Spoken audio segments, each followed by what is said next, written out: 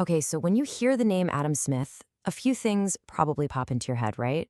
Capitalism, economics, the famous invisible hand. He's a total legend.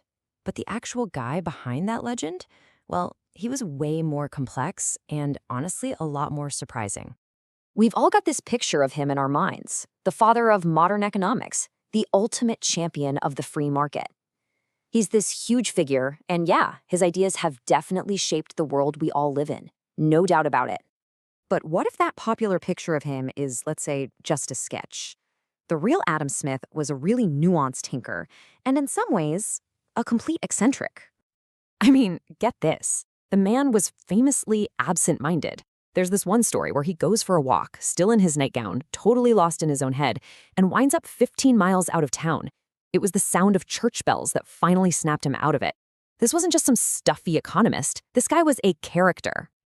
So, before we jump into the surprising reality, let's just nail down the popular myth. You know, the version of Adam Smith most of us heard about in school. These are the greatest hits, aren't they? He's painted as this high priest of self-interest, the guy who said just let the market do its thing, with his magical, invisible hand guiding everything to a better place. This is Adam Smith, the icon. But to get the real story, we have to rewind not to his famous book on economics, but to his first big book, which was all about morality. Just look at this contrast. 17 years before he published The Wealth of Nations, which is all about self-interest, he wrote The Theory of Moral Sentiments, a whole book dedicated to the idea of sympathy. This quote really gets to the core of it. He's saying, look, no matter how selfish we think we are fundamentally social animals. We're actually hardwired to care about other people, even if we get nothing out of it, except the pleasure of seeing them happy. And he had a name for this: mutual sympathy. For Smith, this wasn't some soft, fluffy idea. It was the absolute bedrock of human morality. It's pretty much what we just call empathy today. And here's the kicker. Smith himself thought this book, the one about philosophy and feelings, was his most important work. That's the key takeaway right there. You can't possibly understand his economics if you don't understand his ethics first. Okay, so keeping that moral foundation of sympathy in our back pocket, let's finally turn to his most famous book, The Wealth of Nations, and see how it all fits together.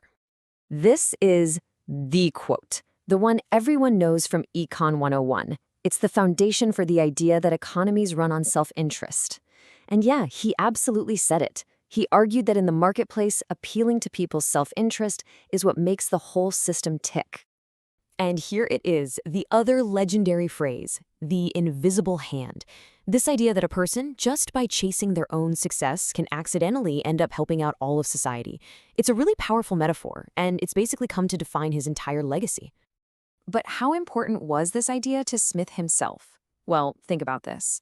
In the nearly 900 pages of The Wealth of Nations, the phrase invisible hand shows up exactly once, just one time. That fact alone should make you stop and wonder what he was really trying to say. So let's dig into that.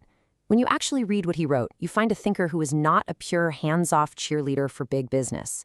Actually, he was super pragmatic and, a lot of the time, deeply skeptical of the very people who now hold him up as their hero.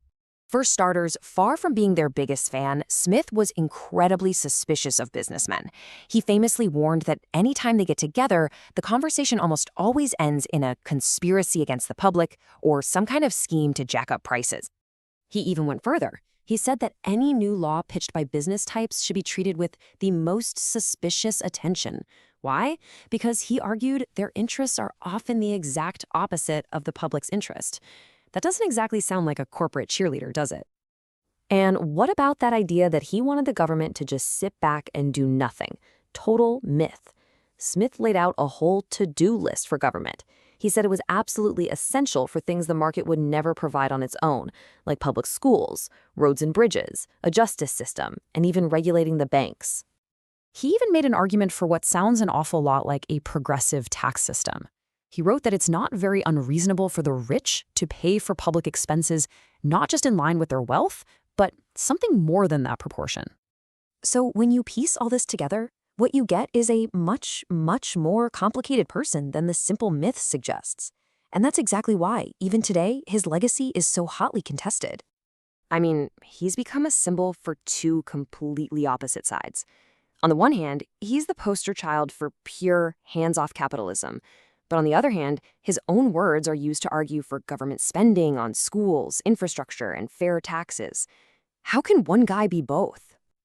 His face is right there on the Bank of England's 20-pound note. That's a huge nod from the center of the financial universe.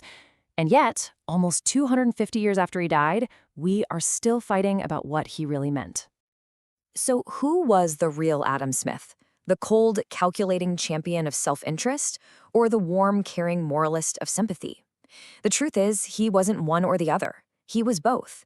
And maybe the real insight isn't trying to pick a side, but realizing that this very contradiction is what made his thinking so brilliant and so incredibly relevant, even today.